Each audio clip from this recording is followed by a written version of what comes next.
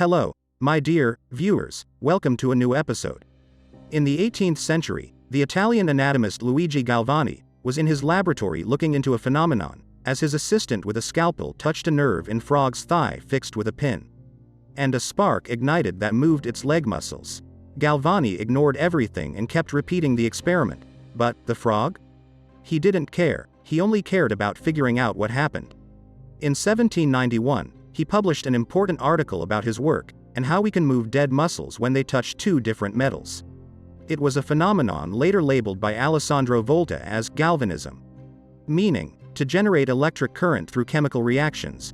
It was an idea that raised people's interest, so his cousin Giovanni Aldini got inspired from the idea and applied it on a dead person. So in a show in 1803, he got a corpse of an executed criminal in London, electrically stimulated his face, and saw his jaw twitching and face muscles moving. What was most terrifying, my friend, is that his eyes opened up. Oh my God. In another part of the experiment, he got the corpse to move its hands and legs. This terrified a lot of people. Everyone talked about it, and they didn't talk about anything else. That's when the term, galvanized corpse, appeared, meaning the back from the dead. Even researchers were obsessed with the connection between electricity and life to the extent that some of them tried creating insects or giving life to inanimates. During the same period, in May 1816, and next to Lake Geneva in Switzerland, the writer Mary Shelley, who was 19 at the time, was with her future husband Percy Shelley on vacation there on Lord Byron's villa, the British Romantic poet, who was the lover of Mary's stepsister, Claire Claremont. A.B.O. Mead, you gossip a lot, you're deep in the drama. My friend, I'm the gossip's lover and it let me into the drama. Should I keep gossip from you? I'll be out of work. Anyway, the weather was awful that day, and they were stuck home. The weather was exceptional, almost horror movie-like. The year prior to it, a huge volcano erupted, that made drastic changes in the atmosphere and blocked the sun. People lived for an entire year without summer, lightning, thunder, rain, and darkness. And Mary was there spending vacation with her husband. Mary and her company had to light up candles during daylight, and gather around fire to warm up. The two men are talking, and the two sisters are listening. One night, Lord Byron read them a ghost story. I'm kidding, don't be scared. The Lord challenged them all to write a ghost story better than the one he read. One of the stories written was about a blood-sucking vampire, which was inspired 3 years later by John Polidori and turned into The Vampire, that has a vampire fictional protagonist. Mary couldn't think of a story, while they all kept asking if she wrote any, and every time she answered with no until one night, the topic of galvanized corpses came up, the ability of man to stimulate the dead. Mary listened to their talk about modern medicine in fear and interest, and when she went to bed with all the lightning and thunder, she could see these terrifying imaginations. She saw something scary, a pale corpse on a bed being put together piece by piece, and when a strong engine ignited, the corpse came back to life. Mary woke up frightened, but ready to tell a horror story from her imagination.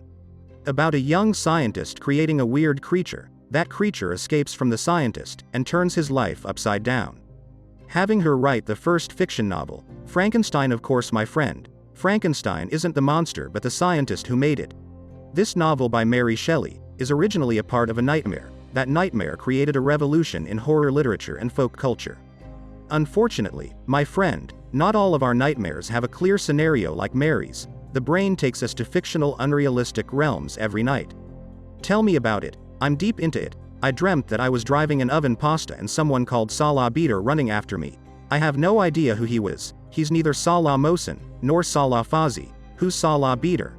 At the end of the dream, the wardrobe fell. If you'll live a total of 75 years, 6 years from them are just dreams. Actually, A.B.O. Mead, they're more. You spend almost more than 2 hours every night inside the dream, and not just one, they're multiple dreams. Each dream can range between a few seconds to a 5 to 20 minute long dream. But, A.B.O. Mead, I don't dream. My dear viewer, it's very rare that someone doesn't dream. Most of the non-dreamers are victims of brain damage. Even some blind people have visual dreams, and some see different kinds of dreams, but they still dream. It's just that we forget 95% of our dreams after 10 minutes from waking up, and they're usually mostly negative dreams, where our brains take us to places we don't want to go.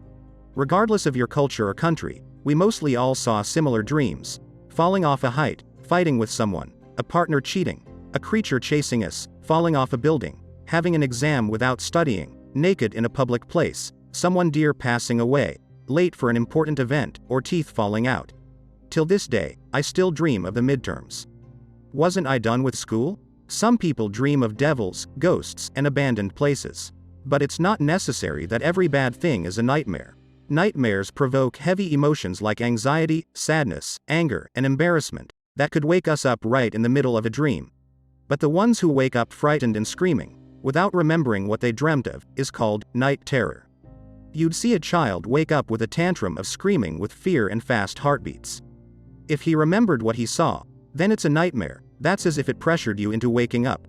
The Swiss artist, Henri Fuseli, portrayed it in his famous painting as a devil on the chest of a sleeping lady. Some specialists call it sleep paralysis, because it paralyzes while she's laying on her back, the position that's thought to increase nightmares. On the left of the painting, he drew a female horse, a mare, as if the painting is at night mare, a sleeping lady in a mare, so he created a nightmare. The painting said at night, and she's dreaming of a bad thing, with a mare drawing next to her, so it's at night, mare, it's obvious. But actually no, that's not right.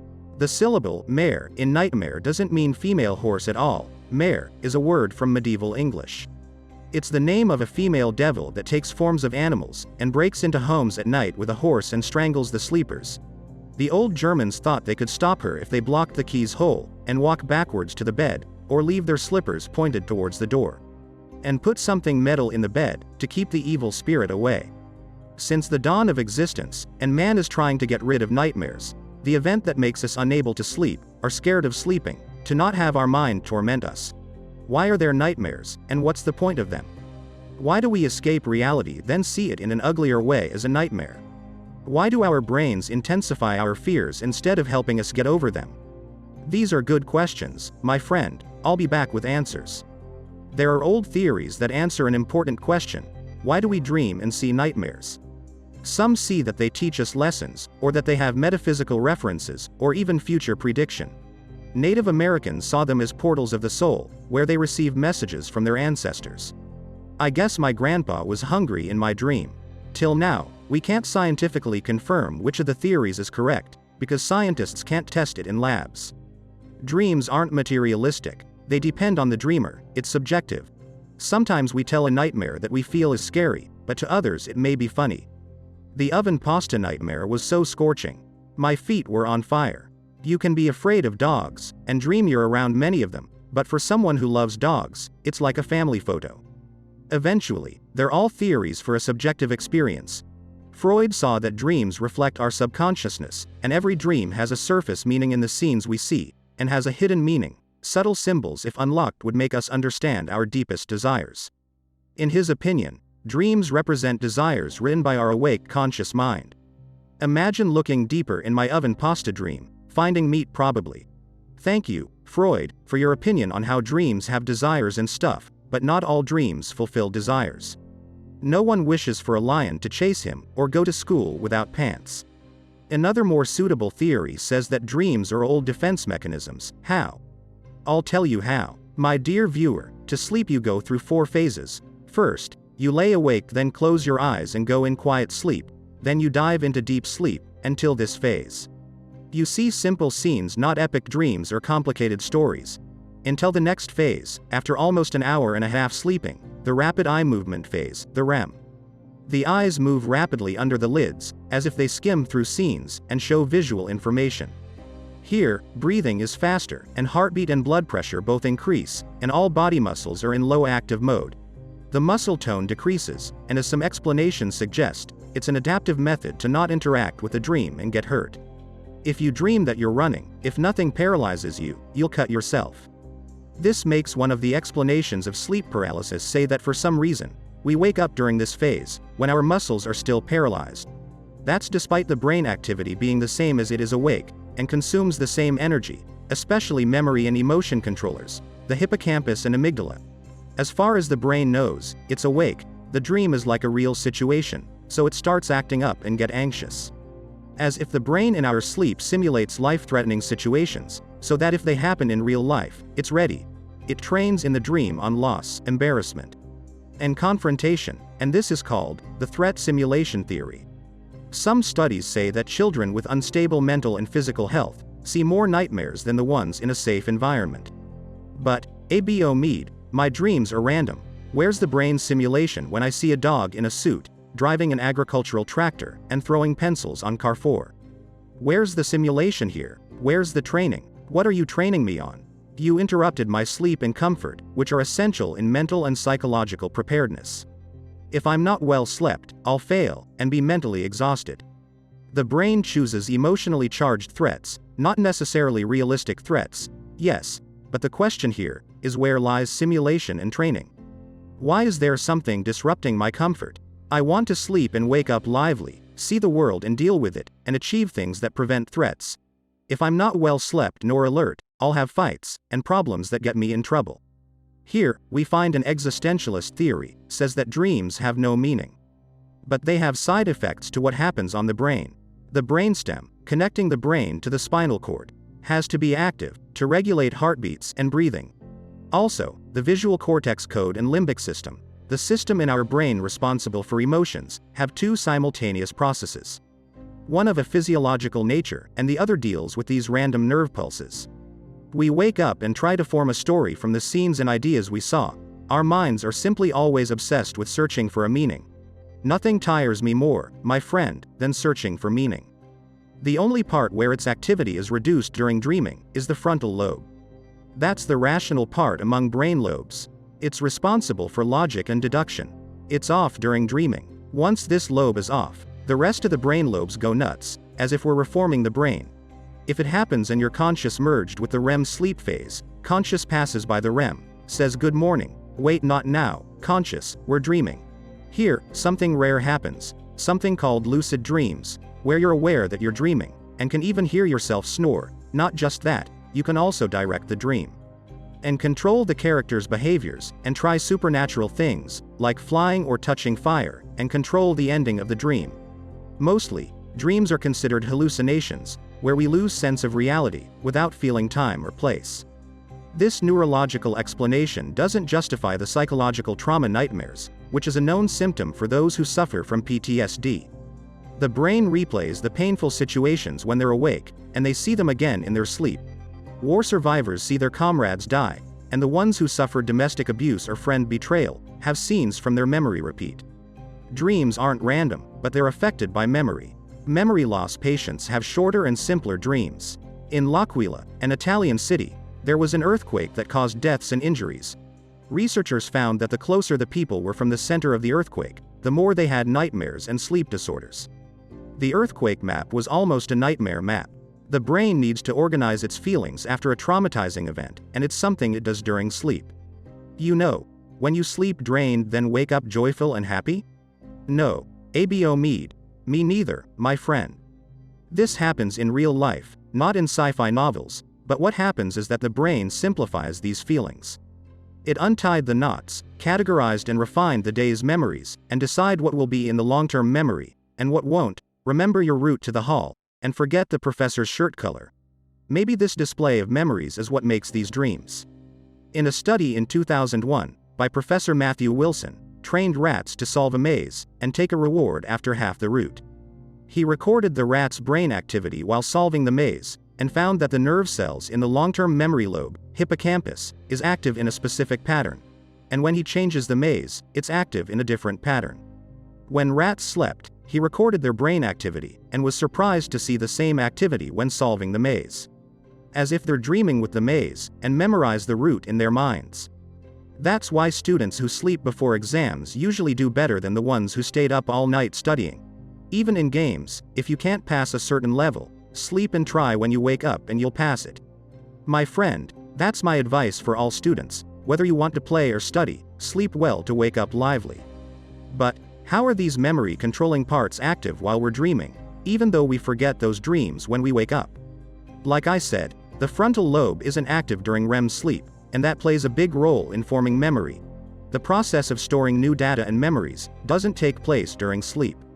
Because if the brain stored all the dreams, it won't remember previous memories. Reality would mix with dreams, and it'll be chaos. We don't need that, we're barely surviving. Keep the brain as it is. So, if you want to forget the dream, don't tell it. If you want to remember it, tell it or write it down. You need to form a memory of it while you're awake. Click Ctrl+S to save. However, we sometimes wake up with dreams that stay stored in our memories like reality. These vivid dreams happen when the body has had enough sleep and passes the REM sleep phase, the complicated dreams phase. So, that last dream lasts longer, and even if you forget it, your emotional memory still remembers how it felt. You wake up with rapid heartbeats and exhaustion. Some psychologists believed that this relieves stress, letting the brain experience its fears during sleep. However, in an experiment, some Australian researchers asked 420 high school students about their lives and nightmares, and estimated their stress levels. So, if nightmares do in fact reduce stress, students that experience more of them should deal with their problems better. But the experiment published in Dreaming journal proved otherwise, that nightmares didn't only not reduce stress and anxiety, but they caused them more than the ones who went through real stressful situations, like those who experienced their parents' divorce. In another experiment, Canadian researchers showed distressing pictures to volunteers. For example, bloody scenes or a woman forced at gunpoint to get in a car. The volunteers saw these pictures before sleeping, and were shown to them again when they woke up. There, they found that the ones who went in REM sleep were more affected than those who didn't. Also, the ones who had less negative feelings in their dreams were less affected by bad dreams than those who didn't. In other words, the nightmares didn't make the dreamers any calmer. On the contrary, it increased their stress. However, the question is, do nightmares themselves cause stress, or are they a way for the dreamers to express it? Is it a cause or a result? That question is similar to the chicken or the egg dilemma. It also has the same answer we give to those who ask, which came first, the chicken or the egg? Just stop talking and eat. It's for certain a very normal thing. There's nothing to worry about if you have nightmares every now and then. Life pressures and big changes could cause some nightmares, or they could result from certain illnesses and medications, or a bad sleep schedule. And you, my friend, stay up late watching Abu Julia. You can avoid these things, my friend, by exercising, having a good sleep schedule, or reduce brain stimulators before bed. Don't lay in bed scrolling up and down on your phone. Your eyes. However, if these nightmares are so frequent that they are affecting your life, then they might be caused by psychological problems. Here, my friend, I advise you to seek a professional. You aren't a professional, Abo Hamid? No. But, dreams are mostly not harmful. In fact, dream big. Many scientists used inspirations from their dreams to change reality. Artists as well. Some sources say that Niels Bohr, quantum theory expert, dreamt of electrons orbiting the nucleus of an atom, like planets orbiting the sun. So, he went back to his lab looking for evidence to support this theory, and discovered the atomic structure. Like many other mathematical theories, Google, the Beatles songs, Twilight, the Terminator series, the sewing machine, Beethoven's symphonies, the benzene structure, and the periodic table. These are all inventions inspired by dreams. The brain creates unlimited scenarios to solve your problems, ones that you miss while awake. Maybe some dreams carry deeper meanings. Maybe they make us live unrealistic adventures, to remind us of our wild imagination, complex thoughts, and to face our fears. The fears that if we bottle up, come back to bite us. In the end, my friend, dreams remain a mysterious phenomenon. Lots of questions, but little answers. However, if you want lots of answers, but little questions, go check out the old episodes and the new ones. Look at the sources, and subscribe if you're on YouTube. A while ago, my friend, I met a pretty girl. She said, "Hi. I know you. You are the man of my dreams." I was so overwhelmingly happy, but I found out that she meant that literally. She plays the episodes and falls asleep. She sees me in her